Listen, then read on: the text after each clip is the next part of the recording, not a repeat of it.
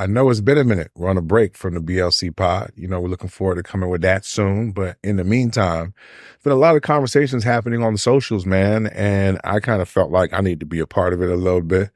And so what we're going to call Said Nicely and sometimes Said Not So Nicely, I'll tap in about whatever little topics. And today's topic is J motherfucking Cole, right? I've had the time to listen to a lot of people's opinions about this topic, right? And there's a lot of different angles that I'm definitely hit at in regards to this conversation. But first and foremost, yes, I wanted to hear the rap battle. I did. I wanted to hear them go at each other. I wanted to hear them do what they do in terms of lyrically, whatever, right? And so I am a little disappointed. But that's me understanding that I'm looking at it from my own personal lens, right? Like what I want out of the situation, right? And not really thinking about it from other people's perspectives. And one of the things about this J. Cole situation is that it's clear that people are selfish. You know what I'm saying? Like people will tell you what they think you should do, not because it's the best thing for you, but because what they want to see, right? So we're going to get to that. But I felt like this J. Cole situation, especially with the apology, it's bigger than rap. Right? It's bigger than hip hop. I think, in fact, what is hip hop today, right? One of the things I hear so many people talking about was, this ain't hip hop, history, da-da-da-da-da. But like the game is changing, right? You would think like after the death of Tupac and Biggie, we would be a little bit more circumspect in regards to like how we approach beef, especially rap beef, right? And as much as people would say like this was never going to get there, you just really can't control how things evolve over time, right? And so people being able to have the foresight to say, something that J. Cole said in his conversation was he's been sleeping good for 10 years and he wasn't sleeping good. It wasn't because, oh my God, I'm scared of Kendrick Lamar. Come on, man. Like I feel like anybody who believes that it's really just them trying to egg the situation on because they're not looking at it from the other person's lens. You feel what I'm saying? In fact, if you really look at who J. Cole has been for a very long time, he's been on some chill shit. He's not outside like that. You get what I'm saying? Like he's riding bikes through whatever city he was riding bikes through. You know what I'm saying? He's more Andre 3K with it, which, shout out to Kendrick for that reference. But when you talk about like how J. Cole moves, man, like he just been chill. Dude's married. He got kids. I mean, sure, he rap about fucking hoes and whatever. But like in his real life, he looks like somebody who's been conscious about how he's chosen to move in the rap game.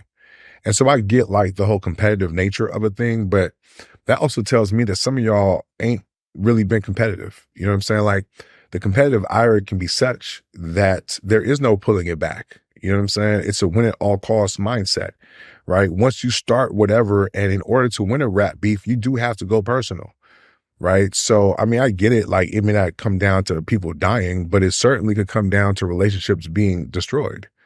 You get what I'm saying? And if somebody is conscious about not only their present, but their future, and they don't see a value in a thing, I mean, it is what it is. Now, listen, I agree that why do all that, right? With the last song on the project that he dropped, right? So he did kind of set himself up for that. But even to be man enough to apologize for it, to stand up in front of all these people, to stand up in front of the world, right? And to be able to say, nah, you know what, this shit just didn't sit right with my spirit. You know what I'm saying? Like, I mean, on multiple levels, I can imagine, right? As an MC, it probably didn't fit right in the spirit in terms of the lack of ferocity that he came with the bars, right? He didn't believe what he was saying, right? Maybe he didn't even really want to do it, right? Because he doesn't really have a beef with Kendrick. Did Kendrick really shoot at him like that? Or was that more like, hey, I'm standing next to the nigga? And so, hey, your friends are egging you on. That happens to many of us. You don't have to be in a rap beef to be a victim of your friends egging you on to do something that in your heart of hearts, you knew you weren't trying to do in the first place. Right. So for him to stand there and apologize, knowing the likelihood is that he's going to get the backlash, right? That other people are going to come to him and to still do it. That's some grown man shit right there. Right. It's not rap, but it's some grown man shit. Right. And I also feel like, at the end of the day, like it's a lesson for all of us. Cause lately I've been on this type of time where it's like, we be so concerned about people who don't matter, opinions that don't matter. You know what I'm saying? If that man is making his money, the way that he's kind of plotted his trajectory up until this point with the fall off, talking about how he's reaching his prime and maybe looking forward to falling off, right? Or moving away from the game, then why would you want to sit there and get involved in a beef or whatever, a skirmish that's not part of your plan? Or even the plan that God has for you. You know what I'm saying? Like for all the old heads like me or even medium heads, like rather than shit, sitting here downing it and talking about the competitive nature and all that other shit, like, being a man is taking care of your family, bro. You know what I'm saying? Being a man is taking care of your wife and your kids and your mindset and your fortune that you're building for yourself, not putting yourself in precarious situations because your ego, feels some type of way, right? So, I mean, honestly, I applaud what J. Cole did. Just as a man, I think it's a lesson, right? And I feel like people always try to compare the past with the present, right? And so I'm that kind of guy too, right? I'm an MJ versus a LeBron dude, right? And people complain about the game today where a lot of these players are buddy buddy, right? And that's real, but you can still win championships, right? You can still be the best without necessarily having to go at certain people. And LeBron James is seen by many to be the GOAT. He's not my GOAT, but there's a lot of people who do see him that way. And he didn't quite have that super killer mentality like Michael Jordan did. I'm a killer like Michael Jordan. I fucking, but because of that, I know that if I get into some shit, it could be some shit that it's like World War III, right? And so I have to be mindful about the shit that I get into. But the point is that, this generation of players, like, they get along a little bit. Doesn't mean that they can't still have the responsibility of competing, of winning championships, or trying to be the best. LeBron James, at least in this generation, has proven to be the best of, his generation, right? If not maybe the best overall. Did he have to do it like MJ did it? You know what I'm saying? Now, mind you, I'm an MJ guy, but I respect a man who can still go out there and put up points and win championships, right? And do what he does on and off the field or off the court, right?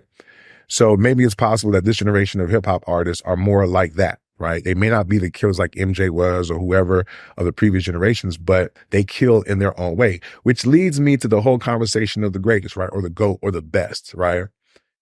Is rap beef the only way to prove that?